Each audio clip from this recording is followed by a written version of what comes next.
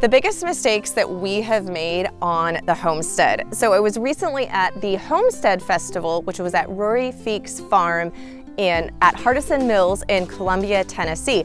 And that was a question that I got to ask several of the speakers and some attendees that have been homesteading for a while. What were their biggest mistakes? But I felt it was only fair that I also share with you what some of our recent biggest homesteading mistakes have been. And so the most recent mistake, rest assured, with 2 decades of homesteading under our belts, we have made many, but one of the most recent that really stuck with me the most was our baby meat chicks that we raised this spring. So normally we get our meat chicks a little bit further into summer, but last year we had 120 degrees Fahrenheit, yes, you heard that right, weekend in June here in Western Washington. And temperatures that are that high, especially for meat birds, they don't do well. So we decided to do our meat birds a couple of months earlier and get them in April, so we would be butchering them at the end of May. And I say that because we have raised successfully baby meat birds, baby chicks in this chicken tractor for a number of years without issue. However, I usually have them when it's a little bit warmer out and we don't have so many storms coming through.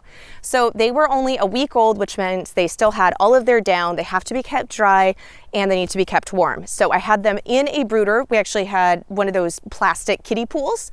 I've got a video that we're talking about raising meat birds and you can kind of see them a little bit more when we were in here. So I had them in there, so they were encased. They had block for wind that was coming in. It was about, yay deep. And then this is covered, so you can see there's the tarp section there, so that keeps the rain from coming in. It does go down quite a bit, though not all the way to the bottom, so that we've got ventilation. Well, in the middle of the night, we had a big, it was actually part hail, part rain, high winds, huge storm roll through. And I had a fleeting thought like, I wonder if the birds are going to be okay. But I had the tractor kind of tucked up against the back of the house, so that actually helped with some of the wind, except the storm blew in from the opposite direction. So when I came out the next morning to check on the babies, 11 of them were dead.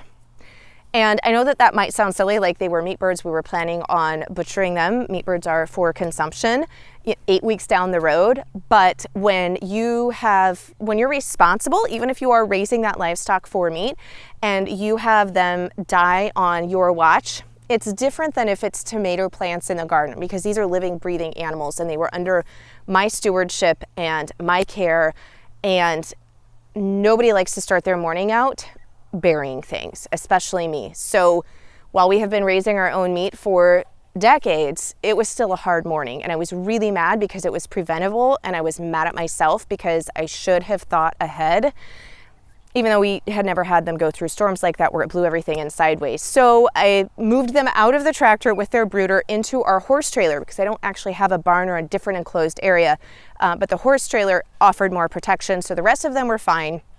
And I know if we decide to raise them that early in the year, I will not make that same mistake again, but it was still one that kind of weighed heavy and stayed with me definitely throughout that day, and even a little bit further into now. So I share that with you just because if you've been doing this for a while, you are going to come into mistakes, and there is a bunch more mistakes for you to learn from these other homesteaders.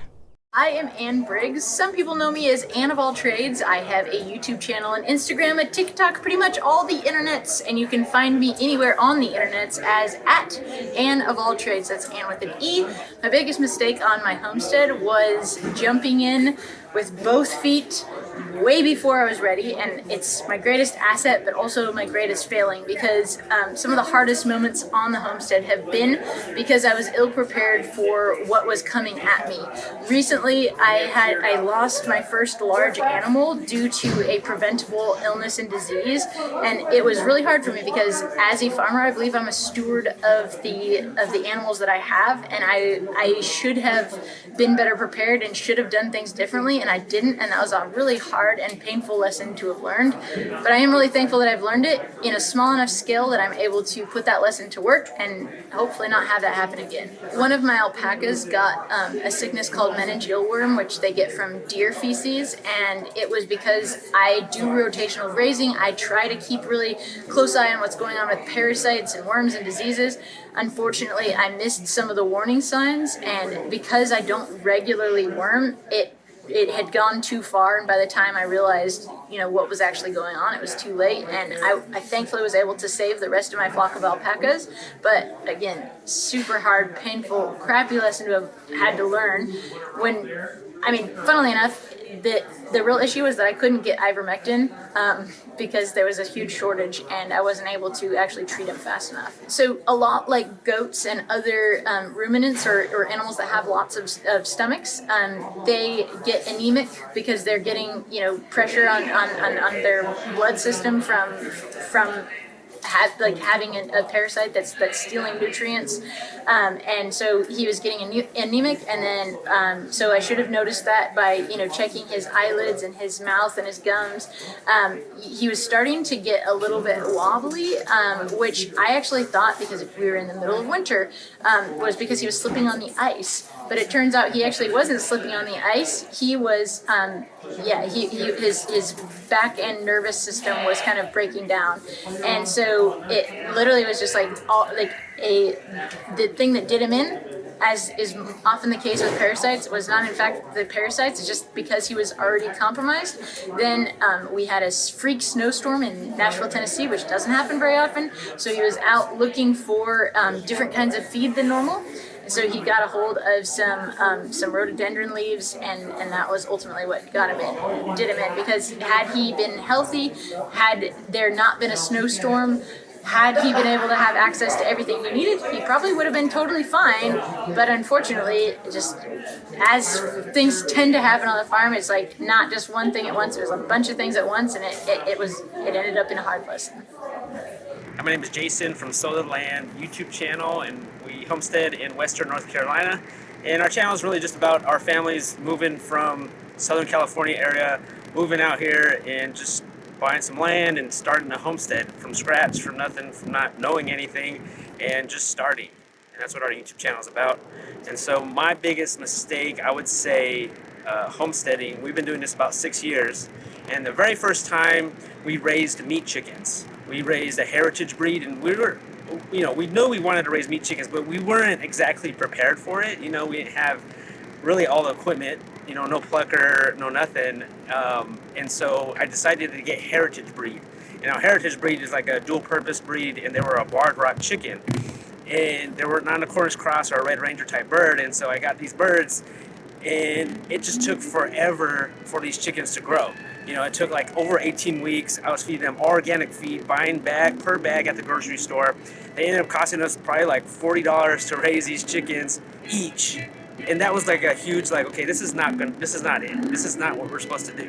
And so from there, we learned our lesson, okay, we need to be more prepared, buy more equipment, let's research more of the meat chickens. Maybe that's what we need to get. And let's go from there.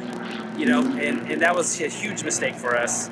But it was also a huge learning experience, knowing that we did not want to do that ever again.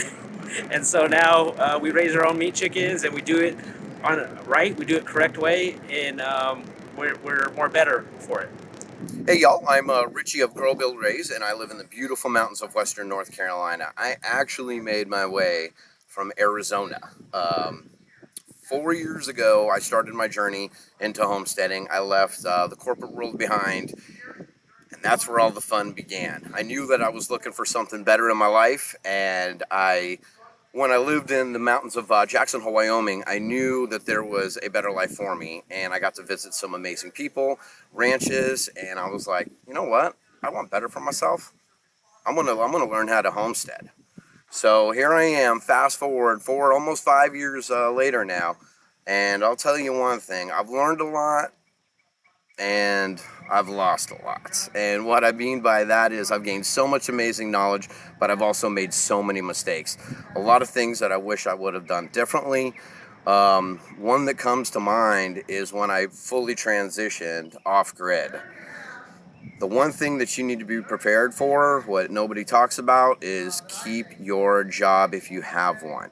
Or if you're fortunate to be debt-free, that is very crucial, because starting over from scratch, clearing the land, everything that you have to contend with, whether you have money or you don't have money, everything is going to play a factor. And I burned through all of my money, but at the same time, it was probably one of the biggest lessons for me.